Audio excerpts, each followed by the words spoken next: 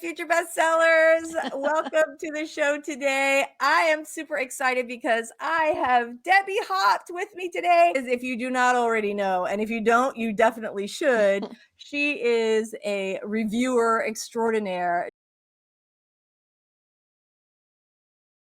So this is another question that I got in about 5 different forms, and that is, what trends are you seeing right now, and what trends are you predicting for upcoming books? You mean like in genres, or? Yes. I am seeing a lot of I'm seeing more literary fiction than I used to.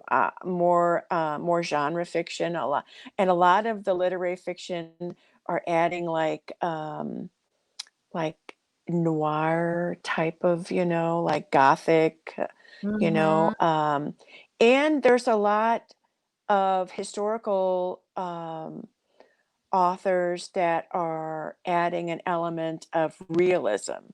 Like I just read 2 books, historical. One was the Jane Austen Society.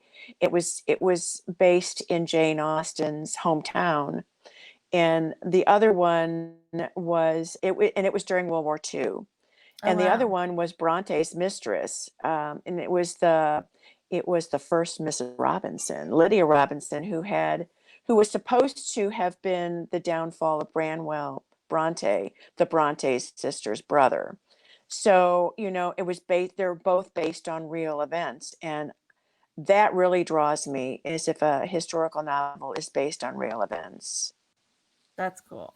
That's really, I love that as well. And really anything to do with Jane Austen, sign me up right now. Well, it was funny because when the blog coordinator wanted to recruit me, I said, well, I don't like Jane Austen. She said, well, I want you to read it anyway. I said, okay, if you want somebody to read. And so what it actually did is it made me revisit Jane Austen, because all I'd ever read was Emma, and I didn't like Emma. And when I read the Jane Austen Society, I realized that I'm not alone in not liking Emma. So that made me, a lot of Jane Austen fans don't care for Emma. Right. So I went back, and I've already listened to Sense and Sensibility. I've been watching Pride and Prejudice on PBS. Which version? It's the one with Colin Firth or Matthew McFadyen? Yes, Colin Firth. Okay.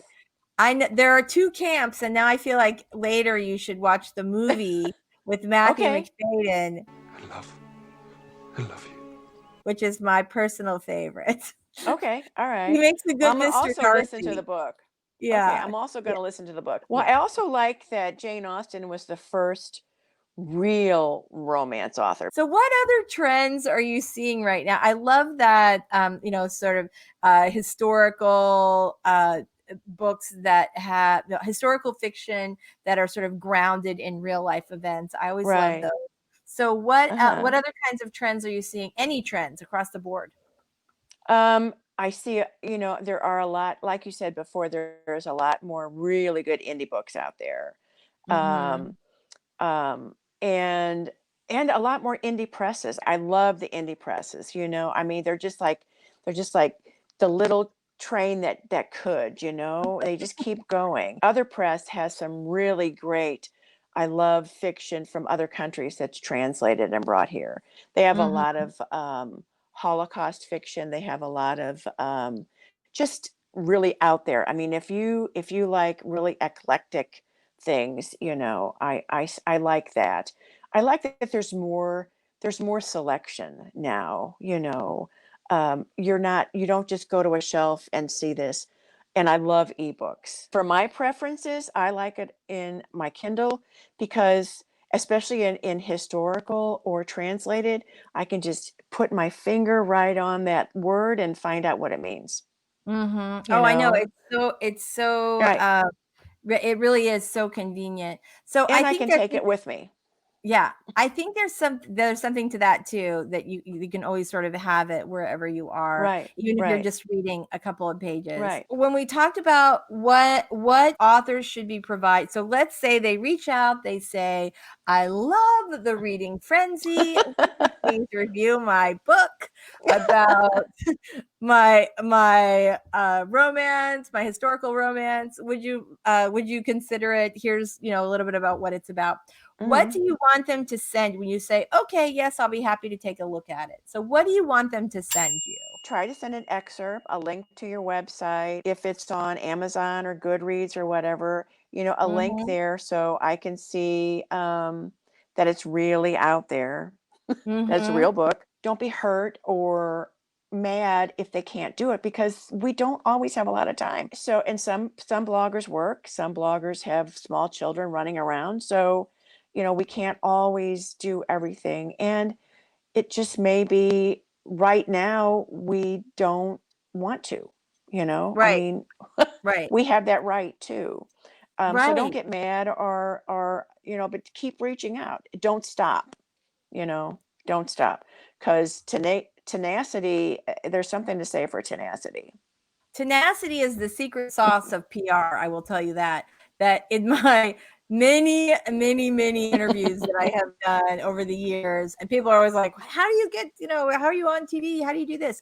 And it's because I keep following up, and Right, just keeping that line of communication open. And I think that makes a right. huge, huge difference. Plus, I love book people anyway. So Oh so yeah, you always right? You always right. anytime you find anyone you have any connection with, that is, Yes, it's a great thing in yes, the universe anyway. yes. But yeah, I think that your point about if someone says no, well, two good points. First, if someone says no, then you like say thank you, for considering me, but also follow up with them in the future, because if they say no to you to this Right, book, that doesn't mean they say right. no to the next book. And Exactly. right? And not to take this Hmm. personally, that it's, Don't take it personally. No. I mean, writers have to have thick skins, right? right. I mean, Yeah, a lot of definitely. times because yeah, a lot of times your baby gets killed. But I love retelling or talking about other people's stories. That's just me. When we first started, we were talking about how, crazy our NetGalley shelves are. Yes. So Yes. so do you find, because I know a lot of, especially a lot of indie authors don't really know if NetGalley is worth it. And I always try to say, yes, it is worth it, Yes. because there's so many reviewers Yes. that get their Yes. books on NetGalley. Yes. So And especially how now that there's audiobooks there too. Did you know there's I audiobooks there? I do know that. I Yes. do know that. That's a brand new Hmm. feature they have. I know. And I can't. and I I love think, it. yeah, I'm sure. Yeah, I know they just launched it, not very long Right. ago. No, And right. I love that you have just adapted right to that. That's really fantastic. I love the NetGalley. I mean, NetGalley is probably the place I find the most books. And if an author wants to give you a free book, do it on NetGalley. Yeah. Oh, yeah. Mhm. NetGalley's worth it. Yeah. Definitely. More than Edelweiss. I mean, Edelweiss is up there and it's got some books. It's got the books listed, but most of the books listed aren't available to ask for. So you have to go through a lot of garbage to find what you want on Edelweiss. I completely agree. I have used both. I Hmm. find NetGalley is a much cleaner Yep. looking platform. It's Yes. much easier to use. I Yes. find I mean, I know that librarians love Edelweiss because it's tied into their ordering system, I think. But I also find it a giant pain in the neck to work with It Edelweiss. is. It's Yeah. it's a giant pain in the neck. I mean, if I want to download a book, I don't want to go and see, oh, there's four different places I have to go to find out. And then it's just like this many in the box. Who cares? Right. Just give me the book. Right. Right. You don't care how many there are in a box. No, And no, if I you don't. do, you can always ask. Yeah. Yes. It's a pain. The one good thing I think that So, and this is sort of a double-edged sword. So one thing about Edelweiss, again, because it's targeted more to librarians and more the trade rather than, bloggers and Right.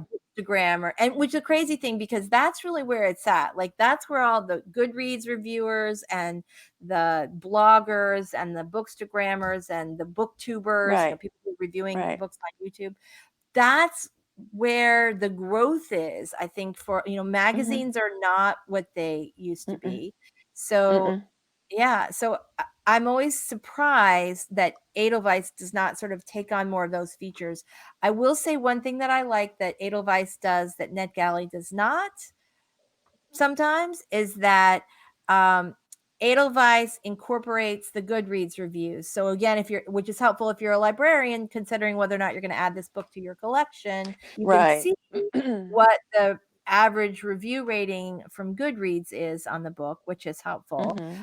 On the other hand, if you're trying to get if you're trying to publicize a book and maybe you have one bad or a couple bad Goodreads reviews because it hasn't really been circulated widely yet, Netgalley does not provide that information. And so you're really reading it on your own without having Right. any outside And influence. see, I prefer that, Yeah, because like I said, no two people read the same book ever. yeah. That is the truest statement I can ever make to an author or a book reviewer or a blogger or anything.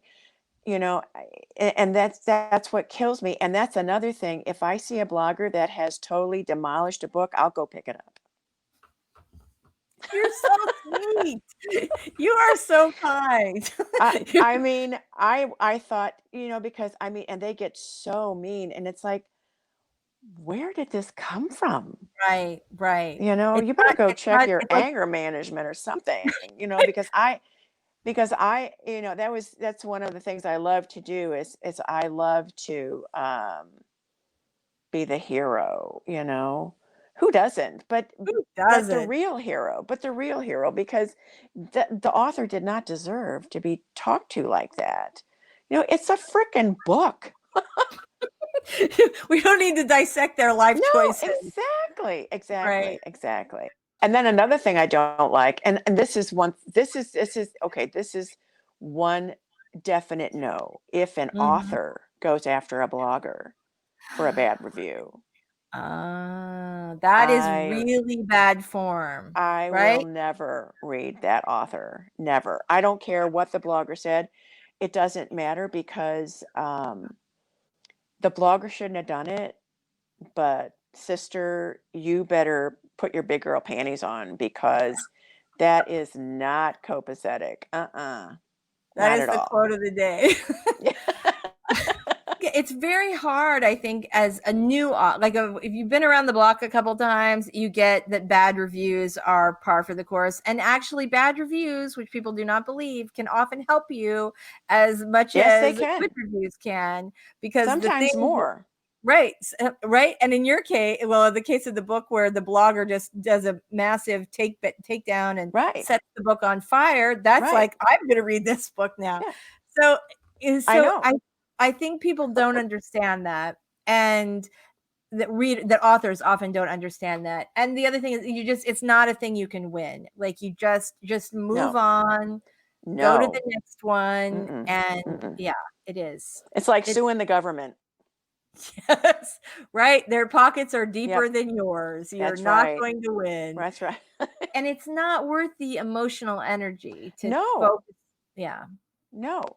Yeah. No. I have so enjoyed talking to you. You are so amazing. I mean, I Thank always enjoy you. talking to you, but especially in this context. Do you have I have one more question. Hold on before I Okay. forget. All right. It All was right. a All right. longer one and it was too long for a Okay. title. Okay.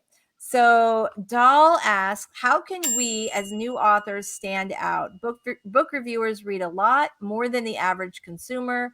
How can a new author spark the curiosity of a person who has read so much? Is it the cover, the blurb, the professionalism of the media kit? What triggers the spark of curiosity to open those emails and read through them? I think it's a combination of all of the above. Um, And make sure if you're a new author, make sure your cover matches the book.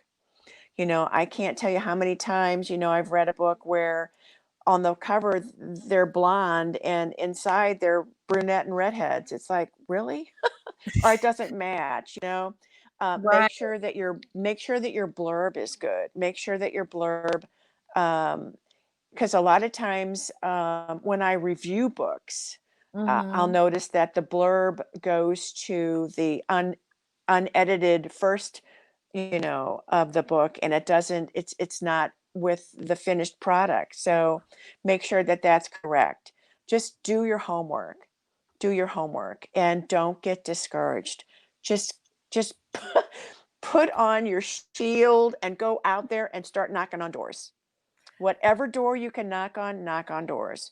We're not going to always let you in, but once in a while we will. And when we do and we love you, we will love you forever.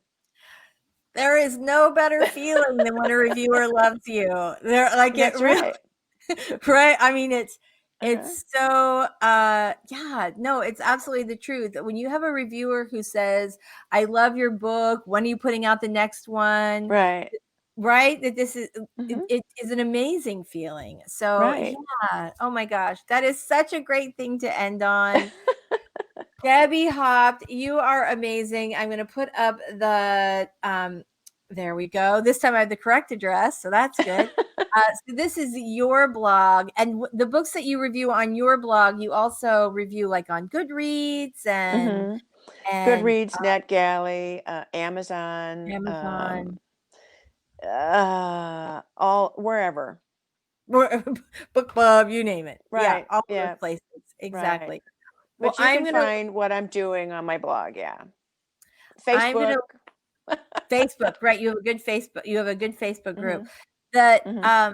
the Reading Frenzy book review blog is absolutely fantastic. You guys should Thank definitely you. check it out if you have not seen it. And I'm going to Right. link to it in the Okay. description below. So you are awesome, Debbie. Thank you so much for doing this. It was my And pleasure. you are absolutely fantastic.